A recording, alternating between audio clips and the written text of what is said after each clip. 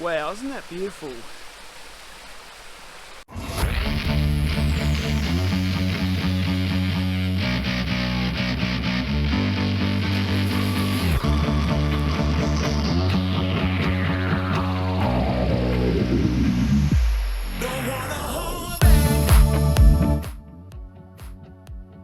In this episode, I'm taking the back road out of Litchfield, where I'll be visiting Toma Falls, Tjaetaba Falls, Wangi Falls, Cascade Falls, plus have a splash at Berry Springs Nature Park.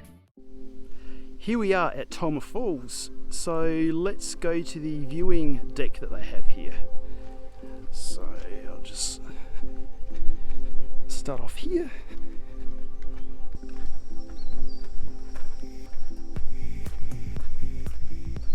Okay, nearly there.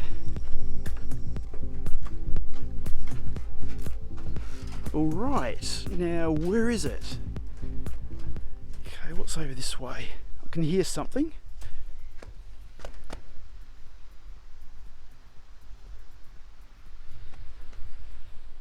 Should be there by the sounds of it.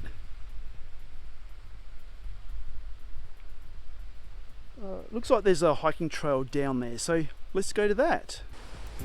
Well, I've just found further down there is a little observation deck with a way better view, so have a look at that.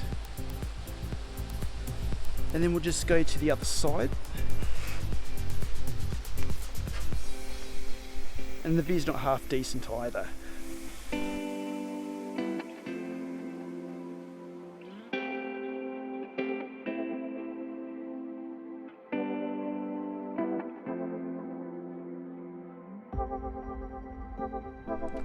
I've just started the walk along the Green Ant Creek trail, and this could very well be Green Ant Creek itself. So just have a look at that.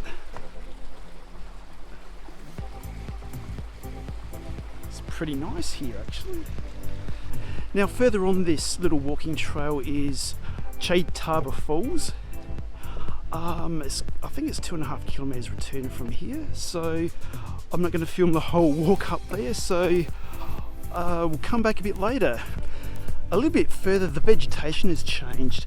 There's a sign that says it's called tropical monsoon forest, and I would agree with that assessment.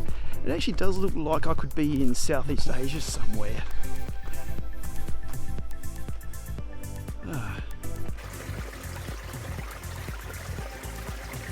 And here we are, Tjaetaba Falls.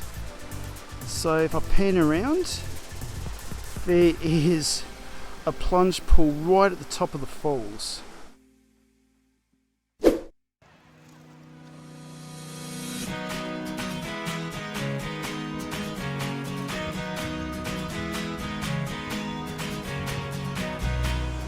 Well, I've arrived at Wenge Falls and I just can't believe the crazy number of people here.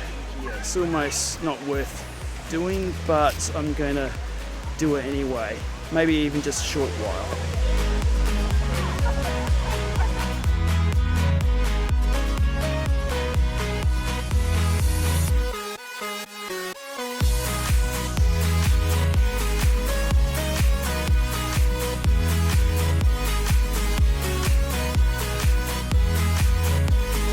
That was refreshing, definitely worth it. Fighting amongst the other people for a spot wasn't really that bad. Next I'm off to another, I think it's a waterfall or something like that. I don't know if you can swim at it, but we'll find out obviously. I was getting ready to leave Wangi Falls and I found out there is a treetop deck to look at the waterfall from, so that's why I'm hiking through this forest filled with annoying birds, and it's a little bit of a steep hike but doesn't bother me. The view will surely have to be worth it. It's a waterfall.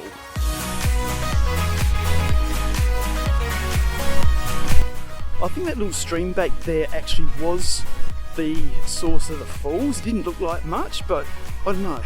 I'm no expert in waterfalls. And there's also a sign back there saying I'm at the halfway point. So I'm closer towards the end than to the start, and soon I'll be back in my car, hopefully with enough time to visit the next stop. How good is this? It's about halfway down the other side and I was not expecting this at all. Look at that, it's just flowing all the way down like that. I reckon it's the smaller of the two waterfalls at Wangi. So I don't know where the first waterfall would be. I think it must be the one back there because the big one was to the left of this one, assuming this is the smaller of the two waterfalls. Okay, I really do have to get going. I have got three more places to visit. The third one will only take me 5 minutes, but the first two could take me at least an hour each. I was wrong about that little creek before. It's got nothing to do with either of those two waterfalls. So I don't know how I got over those two waterfalls unless they actually do flow underground. I've just arrived at my next stop, Cascade Falls, but the signage here indicates that it's quite a long walk even to the lower of the falls, let alone the upper falls. So you'd probably need at least half a day to do this, and now it's 2:15 and I'm 2 hours away from Darwin, so that is not a realistic option to do this. If I did, I'd miss out on the next two stops. So I'm off to Berry Springs.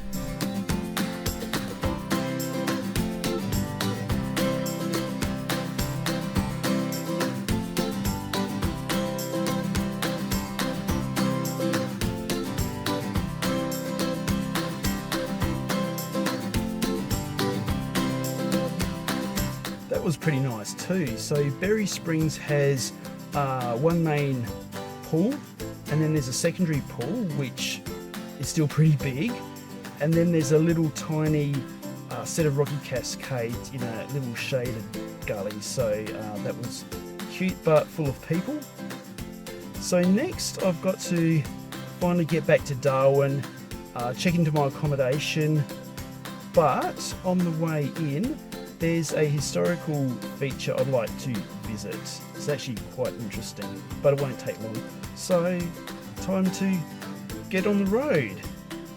This is one of several preserved runways constructed during World War II. They were put along a major road in order to confuse the enemy.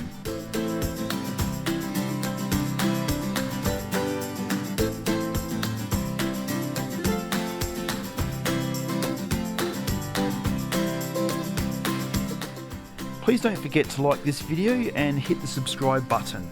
Thanks.